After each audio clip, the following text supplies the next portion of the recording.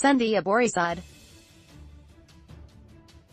Kaduna State Governor Nasir el-Rufai revealed last week that 66 persons were killed in 8 villages in the LGA. He later said after a meeting with President Muhammadu Buhari in Abuja on Tuesday that the death toll in the Kajuru killings had risen to 130 and promised to back his claim by releasing the list of those killed. But the State Commissioner of Police, Ahmad Abdul Rahman, differed with the governor, saying they had yet to conclude investigations into the killings. The CP said in an interview with reporters in Kaduna, "I told the governor that the casualty list of a crisis of this magnitude should be kept until investigations had been concluded in all the areas where we are getting information from are covered. You cannot come up with a figure, otherwise you will quote a particular figure now and quote another later. This is what is happening now.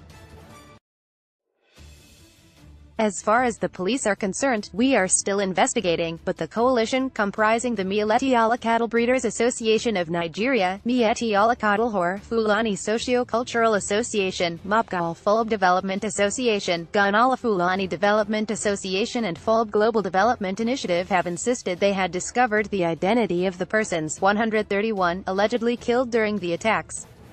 Addressing a press conference at the Nigeria Union of Journalists Secretariat, Kaduna, MACBAN's National Secretary, Alhaji Haruna Tuga, while displaying the list of those killed in the Kajuru attacks, also called for a probe panel to unravel the circumstances surrounding the killings.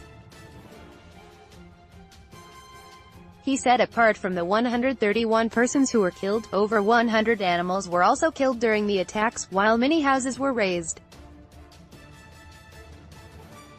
Tuga said the attacks had continued in the area because the government had failed to implement the reports of the various probe panels over the years.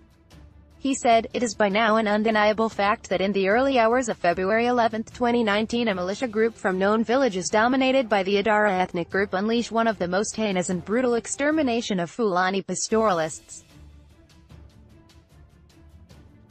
As recounted by the survivors of the brutal murder, within a period of less than 3 hours, misguided youths used sophisticated weapons, cutlasses, axes, knives and sticks to murder entire households.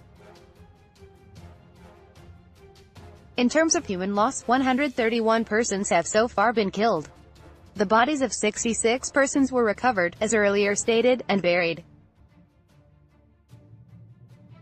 The highest being 37 persons buried in a single grave. The corpses of 65 pastoralists are yet to be recovered. It is important to state here that the survivors have narrated how members of their families were captured by Adara youths and moved to the forest to be brutally executed. During the investigations by the military in the affected communities, 66 dead bodies were recovered from wells and valleys, while many others were burnt beyond recognition.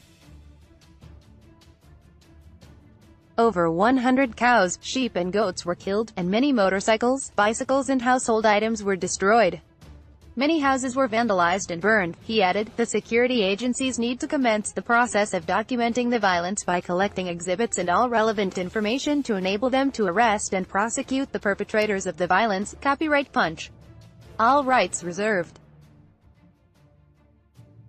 This material, and other digital content on this website, may not be reproduced, published, broadcast, rewritten or redistributed in whole or in part without prior express written permission from Punch.